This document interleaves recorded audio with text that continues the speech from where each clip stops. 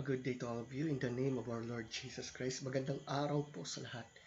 So, if you still remember, meron po tayong kasama na nag-review din sa isa sa mga early discussions ko noon sa isa sa mga Muslim apologists before. And I'm talking about my dialogue with Mr. Khalid Sanchez na as of now, I think hindi na siya masasabing active when it comes on debates as of now. And then, I think meron siyang business doon, which is, I salute him for that. However, we'll go on to review again, I think, lalong-lalo na sa naging dialogue namin. So, on the first and second video where we discuss it, pinipinpoint namin yung mga fallacies na inilatag niya, like ad hominem, circular reasoning, and so forth.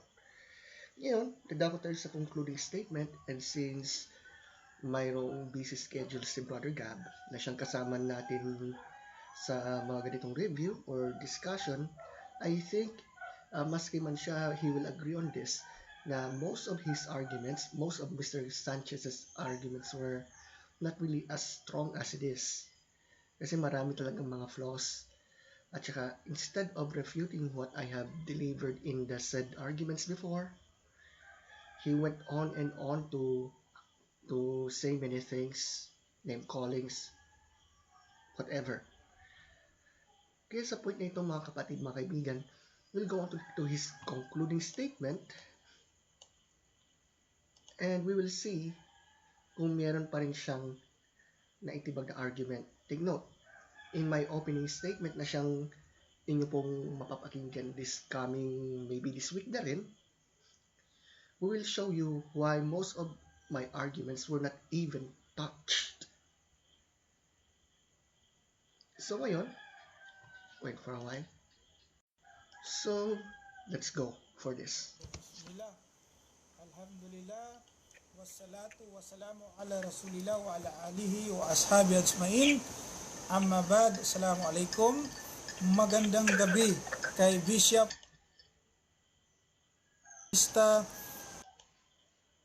Andres. Bilang pagsasamari po sa aming paksa na pinag-uusapan, ulitin ko po yung paksa na aming pinag-uusapan ay kanyang patutunayan na si Jesus ay hindi lamang propeta, kundi kapantay din ng Diyos. Mula po sa unang tindig, pangalawa, hanggang sa huling tindig niya, tayo niya. Inaabangan ko po yung talata na babanggitin niya na si Kristo ay kapantay ng Diyos. Hindi po namin paksa na patutunayan niya na si Kristo ay Diyos. Hindi po namin paksa yon.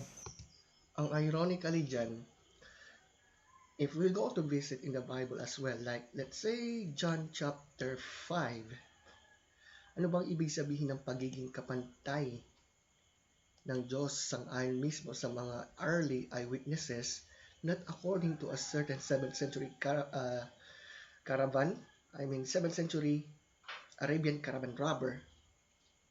Pansinin nyo, si Apostol Juan mismo ang nagpahayag yan, na kung saan nung sinabi ng Panginoong Jesus sa John chapter 5 verse 17, nung sinabi niya, "My Father is always at His work to this day, and I too am working," ano yung pahayag? For this reason, they tried all the more to kill Him.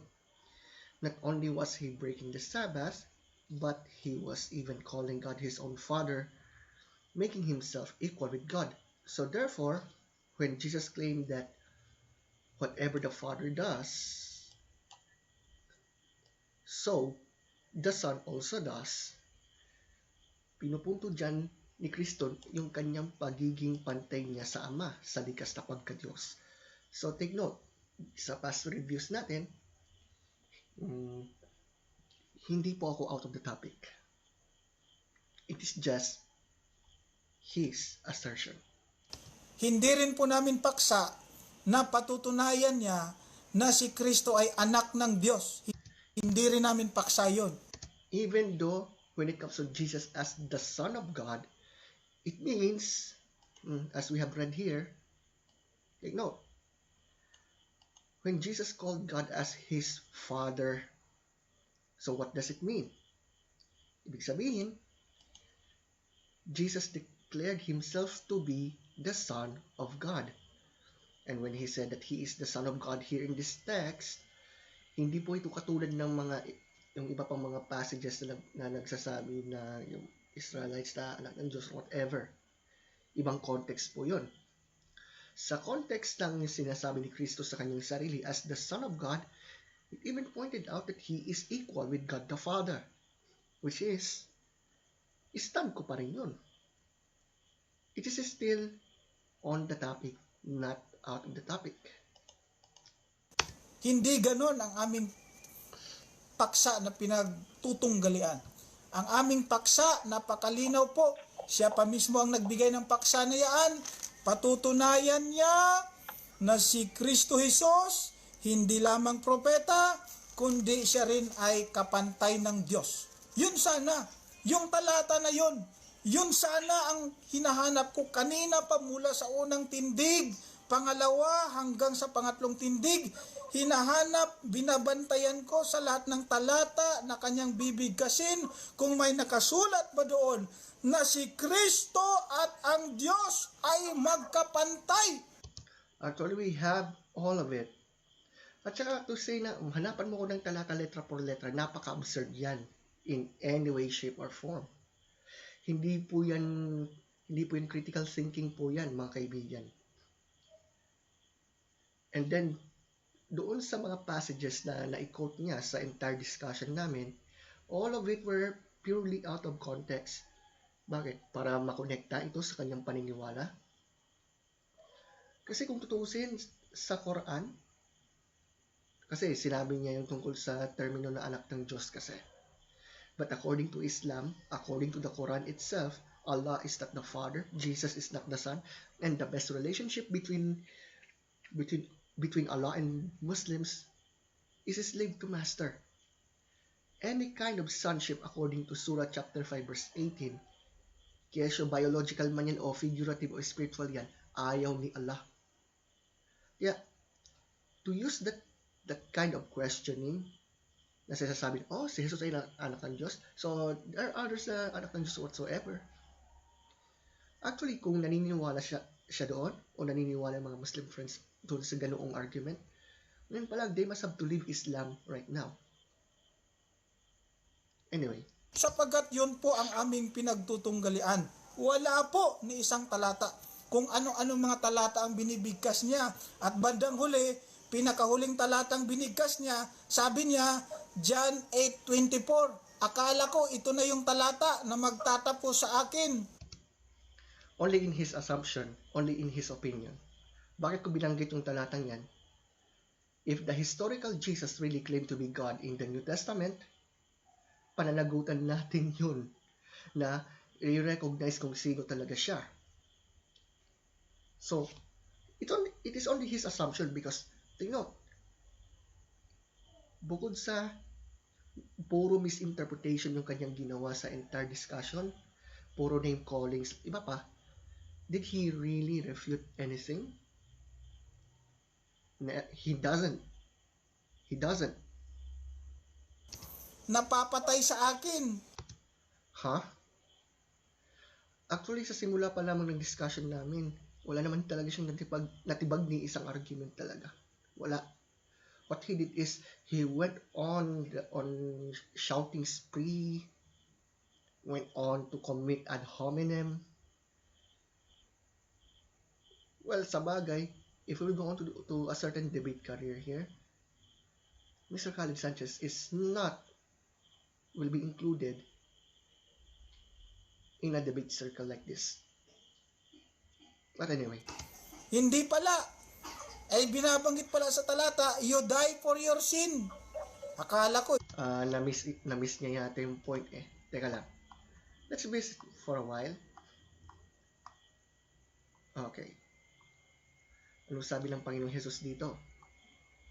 Magsimula tayo sa verse 23. Nang sabi niya, You are from below, I am from above. You are of this world, I am not of this world. I told you that you will die in your sins. Yan lang yung quotation lamang na sinabi dito ni Mr. Sanchez, pero he missed this one. If you do not believe that I am He, you will indeed die in your sins. Doon pala misquotation na yung ginawa ni Mr. Sanchez. At pangalawa, he was really refuting anything here. Anyway, let's continue. Ito na yung talata na mapapatunayan niya na si Kristo at ang Diyos ay pantay. Wala eh. What does it mean for Jesus being equal with the Father? According to the Bible, not according to Mr. Sanchez, not according to the Muslim apologists, not according to the anti-Trinitarians. The Apostle John already told you that when Jesus declared that he claimed that God is his Father in that sense of theological concerns, it means he really claimed to be equal with God. He really claimed to be God. Ito po ipagilinaw po, para malaman ng lahat kung gaano kababaw yung mga arguments ng mga Muslim apologists. Lord willing, maybe after this, kasi meron pang pangalawa na discussion review na aming gagawin, ang i-review naman natin yung arguments ni Mr. Rashid Indasan in the same topic about Jesus. But anyway, let's continue. Mula sa unang tindig hanggang sa huling tindig, hindi man lang siya nakakita ng isang talata na ibato sa akin na si Kristo at ang Ama ay pantay. I challenge every Muslim friend here. Saan mababasa sa Biblia, letra por letra, na sinabi ni Kristo, ako ay hindi Diyos, huwag ninyo akong sambahin, letra por letra. O kaya, saan mababasa sa Biblia na sinabi ni Kristo, hindi ako kapantay ng Ama, tao lang ako, propeta lang ako, sugo lang ako, hindi ako Diyos. Letra por letra yan, ha? By using your own argument, we will see how absurd that kind of question it is. Ang pinapatunayan niya, si Kristo ay Diyos. Even though it was interconnected to the main topic, which is if Jesus is equal with God or not. Actually, napag-usapan namin ni Brother Gab yan. Yung sa assumption na hindi ko raw dinepensan yung naturang argument or whatever. You could watch it once more. Hindi naman din napatunayan. Even though we have already proved that.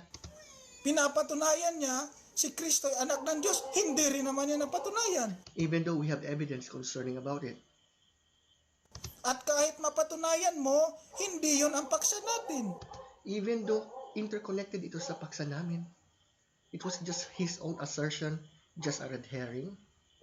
Sapagkat ang paksa natin, patutunayan mo na si Jesus ay pantay ng Diyos. Hindi niya talaga napatunayan yun.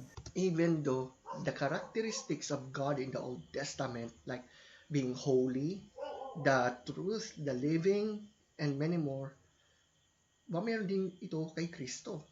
Yan ang point ng aking opening statement. Abangan ninyo yun, mga kapatid. Anyway, let's go back. Sa maluwalhating Quran, maliwanag po ang sinabi. Even though we know for sure that based on the historical background of it, at kung napanood nyo yung naging review namin, naging review ko, for a certain discussion with Mr. Indasan. No, hindi yun. Yung sa mga lectures ni Mr. Indasan, nung kinukumpara niya yung Biblia at ang Quran. Actually, ang Quran ay bagsak sa maraming level. Pwede nyo bisitahin yung mga videos na yan. But anyway. Chapter 19 at ang talata ay 36. Sinabi po dito, Bismillahirrahmanirrahim, wa inna Allah rabbi wa rabbukum fa'buduhu Hadha siratu mustaqim. Si Kristo nagsabi dito, at katotohanan si Allah ang aking Panginoon at inyong Panginoon. Hindi talaga pantay si Kristo at ang Diyos. Bakit? Kasi meron siyang Panginoon. Paanong papantay ang isang alipin sa Panginoon? Wait, ganitong analogy niya. Paano daw yung isa na nakahigit ay hindi pantay daw doon sa nakabababa? So, ibig palang sabihin, ganitong analogy. Dalawang tao. Yung isa boss, yung isa employee. O dahil mas mataas ang boss, so ibig palang sabihin, hindi na tao yung employee, kundi isang mikrobyo. Is that what you are saying? Whoever uses this kind of argument, you must have to face the dilemma. Anyway. Hindi papantay yun. Bakit? Si Kristo, sinabi niya meron siyang Panginoon. Si Kristo, sinabi niya siya'y alipin. Sabi niya, Inni Abdullah, sabi ni Kristo, ako ay alipin ng Allah. Kaya ang isang Muslim, hindi lamang naniniwala na si Kristo ay propeta, kundi siya ay alipin ng Allah. Hindi siya pantay ng Diyos. Meron siyang Diyos. Maging ang Biblia. Okay, before anything else, I will challenge every Muslim here. Can you provide any historical sources outside of the Quran na nagsasabi na mayroong ganyang Jesus na nag-exist on the 1st century? Can you provide evidence for this? Sorry my friends, went on to be skeptic in the claims of the Quran here kasi wala naman talagang historical background dyan eh. Let's face it, karamihan sa mga kwento dyan sa Quran, mula pa yan sa mga apocryphal writings, fairy tales, at mga assertions nung panahon ng 7th century Arabian caravan trader. Anyway, he went on to quote the Bible once more. Asahan nyo out of context ulit. Kasi he really missed the entire context of it. Nagpapatutuon yan na si Kristo meron siyang Diyos. Oh, paano maging pantay si Kristo sa Diyos kung siya mismo meron siyang Diyos? Teka muna, meron bang mabasa sa Biblia na si Kristo meron siyang Diyos? Juan 17, Juan 20, at ang talatay 17, sinabi sa kanya ni Jesus, huwag mo akong hipuin sapagkat hindi pa ako nakakaakyat sa Ama. Ngunit pumaroon ka sa aking mga kapatid at sabihin mo sa kanila, aakyat ako sa aking Ama. Oh, may Ama daw siya eh. At inyong Ama. Oh, sa aking Diyos at inyong Diyos. Si Kristo may Diyos. Hindi siya pantay sa Diyos. Bakit? Meron siyang Diyos eh. Hindi tayo pwedeng papantay sa Diyos sapagkat meron kang Diyos. Balik tayo sa Quran. Ano ang sabi tungkol sa lahat ng creation ng dakilang tagapaglikha dito sa lupa? Pantay ba sila sa Diyos o alipin ng Diyos kasama si Kristo? Surah Maryam, ang mga talata ay 88 hanggang 93. Ganito po ang sinasabi. It means he already proved my case here. Why? I even mentioned before that according to that passage, according to the Quran, the highest relationship between Allah and Muslims is slave to master. Malaking difference sa kanyang inilatag dito. Take note, he mentioned what Jesus said here. Let me read again. Jesus said, do not hold on to me for I have not yet ascended to the Father. Diyan pa lang, kung totoo yung sinabi ni Kristo diyan, wasak ang Islam sa isa pang pagkakataon. Why? Tingnan mo, he quoted the said passage na nagsasabi na the highest relationship between Allah and His worshippers is slave to master. Pero tignan nyo kung paano kinontra ni Mr. Sanchez yung ganyang argument Lalo nilatag pa niya mismo yung John chapter 20 verse 17 without even realizing na kung tama si Jesus, mali yung quotation na kanyang ipinabasa sa atin ni Mr. Sanchez sa Quran. Pero let us permit him to read that said passage. At sila ay nagsasabi, ang pinakamahabagin ay nagkaanak ng isang anak na lalaki. Katotohanan, kayo ay nagtambad ng isang kakilakilabot na masamang bagay, na dahil dito ang kalangitan ay halos mapunit, at ang kalupaan ay mabiyak mula sa ilalim, at ang kabundukan ay malansag sa pagkaguho, na sila ay nagpaangkin ng isang anak sa pinakamahabagin, at hindi katampatan sa kamahalan ng pinakamahabagin, na siya'y magkaanak ng anak.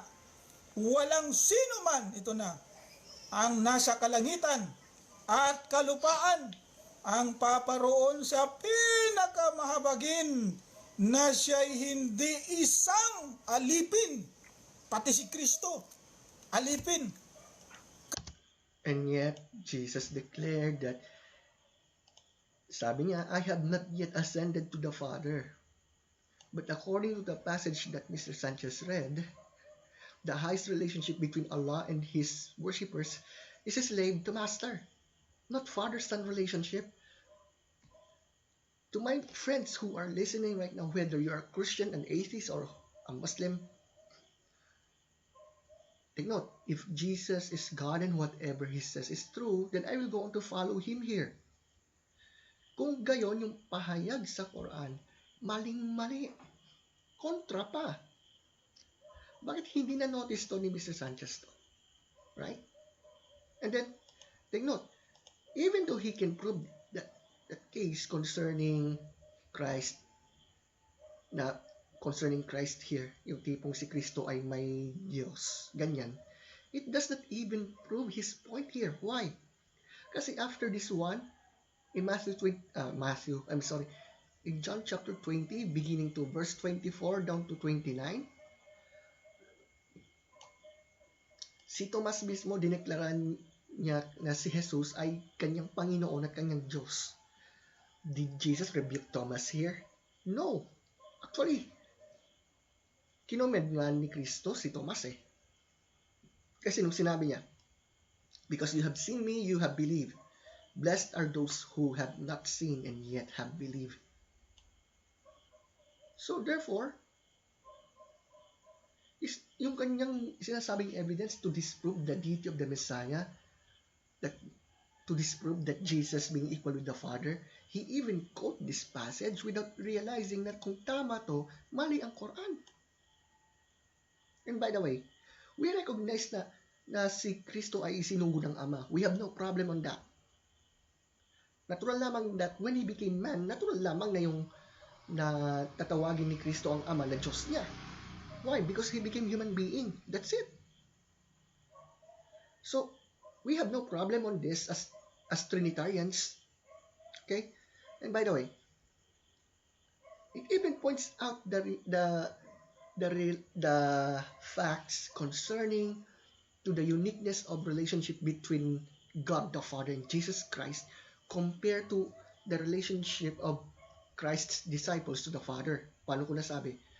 Unlike the unique relationship between the Son and the Father, tayong mga Kristiyano, so to speak, inampon ng Ama bilang kanyang mga anak sa pamamagitan ni Kristo Jesus, na siyang konsepto na wala sa Quran. Anyway, let's go back here. Kaya hindi po siya pantay sa Diyos, sapagkat siya'y alipin. Hindi pwedeng papantay yung Panginoon sa alipin. Wait, let's use this kind of analogy. Ulitin ko yung tungkol sa boss at employee. So, kung tama siya, ibig palang sabihin, yung employee, less than a man. May club ba siya? Ganun. Pero we know for sure that dun sa John 20 verse 17, it was talking about Jesus' status, not His nature. Ganon din sa analogy na aking ginamit dyan. Ang boss at ang employee ay parehong tao, pero dahil mataas yung rank ng boss, natural lamang na magsasubmit yung employee. Yun. Anyway, Hindi pwede yun. Oh. yeah, according to him, not according to reality. Ngayon, babalikan ko yung pinakamahalagang talata na sinabi ni Kristo na iniiwasan niyang banggitin. Really? Are you talking about John chapter 17 verse 3? Well, tingnan natin. Ng aking katunggali. Kristo mismo ang nag-amin na hindi sila magkapantay ng Diyos. Let us see. Si Kristo mismo nagsabi niyan. Let us see nga. Juan 14, talatang 28. Again, I thought John 17 verse 3. John 14 baka niya. Hinihintay ko na kanyang gigibain ito. I think I already addressed it in my rebuttal period. But anyway. Hinihintay ko na kanyang sisirain ang talatang ito. Actually, hindi ko gawain yan. We are just showing the context of the passage, especially to the chapter as a whole, the entire book as a whole. Sisirain daw. Are you kidding me? Wala Natapos na lang yung kanyang stand ni hindi niya giniba yung sinabi ni Kristo. Kailangan ba talagang gibain? Kasi kung gigibain yun, hello? Whatever Jesus said is true. Gigibain? What do you mean by that? Anong sinabi ni Kristo? Juan 14:28, sabi niya, sapagkat ang Ama ay lalong dakila kaysa akin. That's why you will see that Mr. Sanchez is guilty on cherry picking, red herring, ad hominem, many fallacies. Ay, nako. Sabi niya, for the Father is greater than I. Magkapantay ba sila? Hindi. Bakit? Sapagkat sabi ni Kristo, for the Father is greater than I. Hindi sila magkapantay. If you will use this kind of argument para sabihin si Kristo daw ay hindi raw kapantay ng Ama sa likas na pagka-Diyos, you are just missing the point at all. Why? Kasi bisitahin natin uli yung naturang passage. Excuse me. Ayan. So let's go for the said passage here. Sabi ni Kristo, ayan, okay. Ayan. You heard me say, I'm going away and I'm coming back to you. If you love me, you would be glad that I'm going to the Father, for the Father is greater than I. Anong punto ng passage na yan? Hello, kung titignan natin yung entire chapter, kung sabi ng Panginoon dito, you believe in God, believe also in me. Jesus declared, I am the way and the truth and the life. Jesus also declared, anyone who has seen me has seen the Father. Even Jesus declared, you may ask me anything for anything in my name and I will do it. Jesus also declared that if we love Him, we must have to observe, we must have to follow what He says. Meron pa akong nakikitang Trinitarian aspect dito sa passage na to. Right?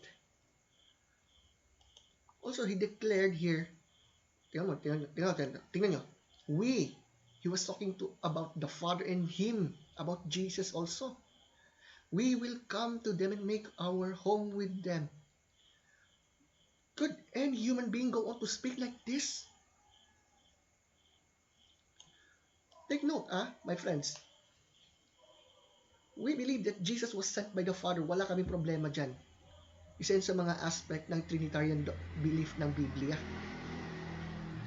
Now, concerning to the said passage, nung sinabi niya na for the Father is greater than I, He was not talking about His divine nature here. No. Jesus was talking about His rank, His position as the divine Son of God who became man. Kaya yung sa analogy ko kanina, yung boss at ang employee parehong tao, pero dahil mataas yung posisyon ng boss, natural lamang na mag-submit yung employee. Ganon din dito. Jesus was talking about His status nung siya ay naging tao. Jesus never talks about being lesser than the Father here. Never. Kaya yung sinasabi niyang proof daw na si Kristo daw ay hindi daw pantay sa Ama. Mr. Sanchez missed the entire chapter where Jesus declared to be the way and the truth and the life, that he declared that anyone who has seen him has seen the Father, that every single person who will pray in his name, he will answer. Meron bang isang karaniwang tao o kahit sabihin natin espesyal daw na tao na kayang magsambit ng ganoong mga kataga? Wala ni isa. Only Christ could said that. Only Him. Anyway, let's continue. And then, hindi pa inangkin ni Kristo na siya ay pantay ng Diyos. Tinanong ko sa kanya kanina, unang tindig bilang pagsasamaray sa aming mga pinag-usapan. Tinanong ko siya, inari ba ni Kristo ang isang bagay na narapat panangnan ang pagkapantay sa Diyos? Sabi niya, opo. Opo. Ngayon, sabi ko, kung mabasa ko na hindi niya inari, tatanggapin mo, talo ka? Sabi niya, opo, for the sake of argument. Nabasa ko, si Kristo, hindi niya inari yung pagkapantay. Hindi niya inangkin na siya'y kapantay sa Diyos. Actually, unang stand pa lang, tapos na ang debate. Pero dahil sa pakiusap, for the sake ng aming viewers, at para na rin po, mayroon kayong mapapakinggan, tinuloy-tuloy na po natin hanggang sa third stand. Kahit na doon pa lang sa unang tindig, ay na-knock out na yung ating katunggali. Talo na. Bakit? Inangkin niya na kung mabasa sa Biblia na hindi inangkin ni Kristo na siya'y kapantay sa Diyos, kung mabasa ko rin sa Biblia yon, talo na siya. Dinabasa ko. Pilipos 2:6 po yan. Ironically, yung passage na yan, it even proves that he is equal with the Father. Actually, he was just missing the context here. What is the reason about why Jesus added in his nature on human aspect, yung dinagdagan niya yung pagiging tao niya, nung isinantabi niya ang kanyang divine qualities? Mr. Khalid Sanchez was just missing the point here. He was not really reading the entire passage from verse 5 down to verse 11. Na-miss lang niya yung point. And by the way, hindi naman si Kristo nagsasalita doon. Si Apostol Pablo ang nagsulat doon by the inspiration of the Holy Spirit. Kamusta naman yung sinabi ni Kristo sa John chapter 5 na sinabi niya, whatever the Father does, so the Son does as well. Dineklara pa nga ni Kristo na ang lahat ay makaririnig sa tinig niya at yung mga taong nasa libingan ay muling mabubuhay. At nung sinabi niya na everyone will honor the Son according to John chapter 5 verse 23 na siyang na-miss ni Mr. Sanchez, everyone will honor the Son in the same way they honor the Father. So, quick question lang. Na-debunk ba talaga ni Mr. Sanchez ang arguments ko? Not really. Nabasa ko letra por letra. Sabi niya kanina, masyado daw akong letra por letra. Sabi niya sa akin, di ko makalimutan yun . Talaga naman, bakit? Guys, if you will come to a certain discussion for this, yung ganyan na letra por letra, napaka-absurd. Hindi matibay na ebidensya niyan, mga kapatid. Anyway. Kasi gusto niya, magdadagdag siguro sa Biblia kung red herring. Anong nababasa dyan. Ayaw niya yung letra por letra ka. Alam niyo ba kung bakit? Kasi kung gagamitin ko rin yung argument laban sa iyong argument, wala, patay ang argument mo. Ayaw niya yun. Kanina, sinabi niya, masyado daw akong letra por letra. Wala na, na-miss na niya yung mismong topic. Ang dapat niyang gawin, he must have to conclude his statement, hindi yung tipong nagkokomento pa sa aking sinabi. Masyadong literal. Oh, bakit po ganon ang aking style? Sabi niya kasi, intindihin na lang natin dahil Muslim yan eh. Oh, hindi po. Isa lang yung ibig sabihin dyan mga kapatid. Most of those people who uses this tactic, puro ang kanilang hermeneutic principle. Mababaw ang pundasyon niyan. Kaya nga, lagi namin sinasabi, tignan, i-examine yung buong context ng scripture. Hindi yung puro letra ka lang kapatid. Actually, hindi lang naman siya yung gumagamit yan. Even some people like Mr. Indasan or even INC apologists like Mr. Ventilacion or others, they use this kind of argument na kung titingnan natin critically as we go on to examine it, sobrang babaw.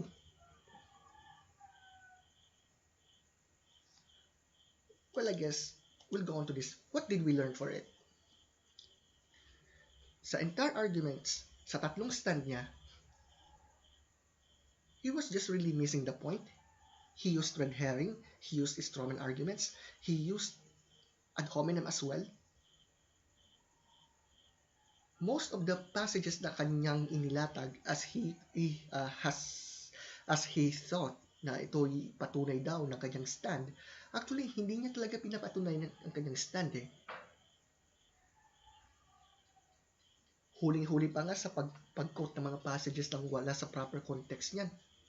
Para lang makonect ito sa Quran na hindi naman, first, hindi historical, pangalawa, hindi reliable. Well, at least, as of now, I guess, mukhang busy na rin sa kanyang work. So, I admire him for that.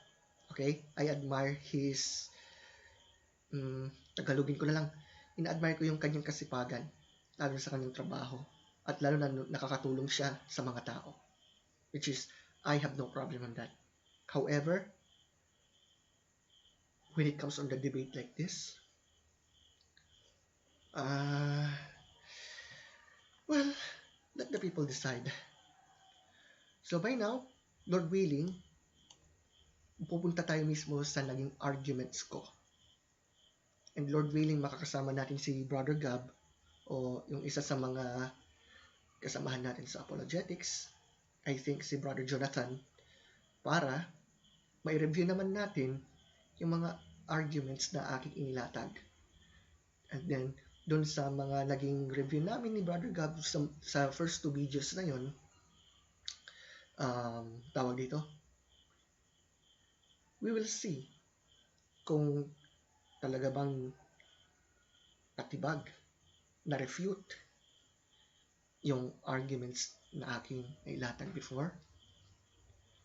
Well, as always, maraming salamat sa inyong pakikinig. Have a nice day. Jesus is Lord. See ya.